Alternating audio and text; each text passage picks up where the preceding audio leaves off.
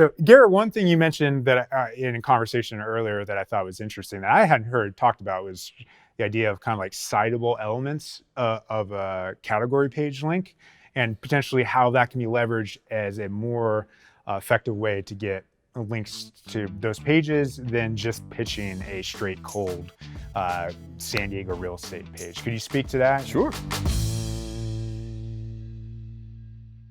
We work a lot, and we don't buy links on the Citation Lab side. We do essentially buy them on the ZipSprout side in the form of sponsorships, but on the Citation Lab side, we don't.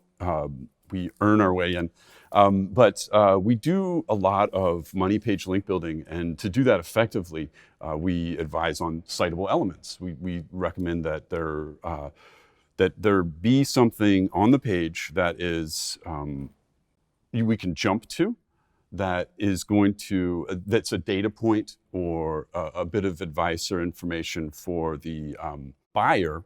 First and foremost, it needs to serve the visitor to that page. It needs to be a part of the buy cycle, ideally, right? Or at least not feel out of place within the context of purchasing something. And then it needs to have a jump link to it, and then that element itself becomes something that is what we call justifiably citable in a guest placement.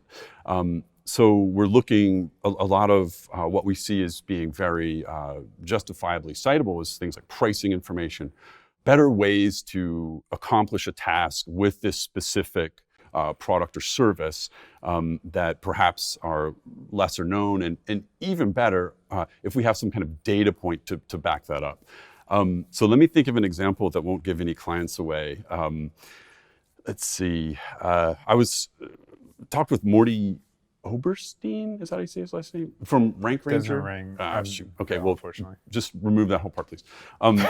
Talking with a wonderful, I was on a podcast recently talking about how would we build links to a gas station. This was kind of fun, and right? How do you build links to a gas station? Well, the gas station in theory would know when they are the busiest. Right. So maybe they have data chips on some things, and they know when there's the most customers at their gas station, which would make that the worst time to buy gas at that particular gas station, and perhaps in that part of the city.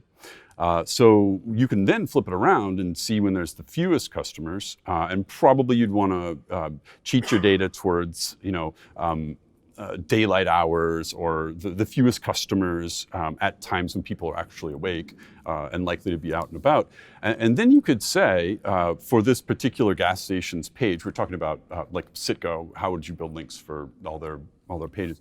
So then you could add that element onto the page, like, the best time to get gas at this gas station is, Thursdays at 1:30 p.m. Now, who's going to cite that? Right, so that's the next. So when you're designing these citable elements, you have to be thinking about the potential publishers, and this is a case where we have where I would imagine perhaps if there's a local festival, some of the drivers around here that I've been driving with the past couple of days, that they've all mentioned South by Southwest. It must have quite an impact on the local culture.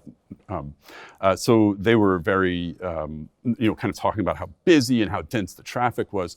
And so if you had a travel guide for somebody and you were placing it on a travel website who didn't ask you for $5,000, you could cite the best time. You're going to need gas while you're in Austin. You're going to have to fill up, but it's slammed. It's super busy. Everybody's, at here for South by Southwest.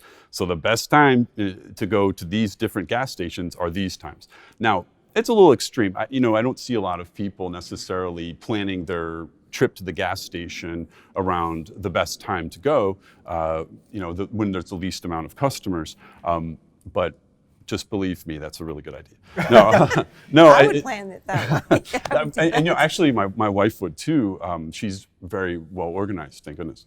I like the idea. I think it has application in multiple different processes. Like in our context, we're often pitching content that's hosted on our client site. So one of the things we try to do to get those category page links for our clients is work in, we're pitching something that's related to their category, which hopefully we do a high percentage of the time because it's in context, we can include a link to that like 30 to 40% ish of the time.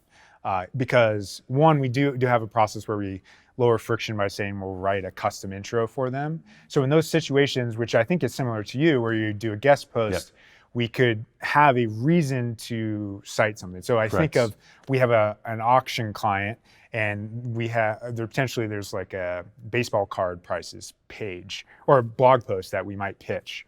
And then maybe there's a Mickey Mantle baseball card auction, and they have price history for Mickey Mantle. You could link to that Mickey Mantle price history on that category page link, but out of context, it'd just be like Mickey Mantle. That it just would be a little weirder of a citation, but now you've given them the reason to kind of make that connect reference.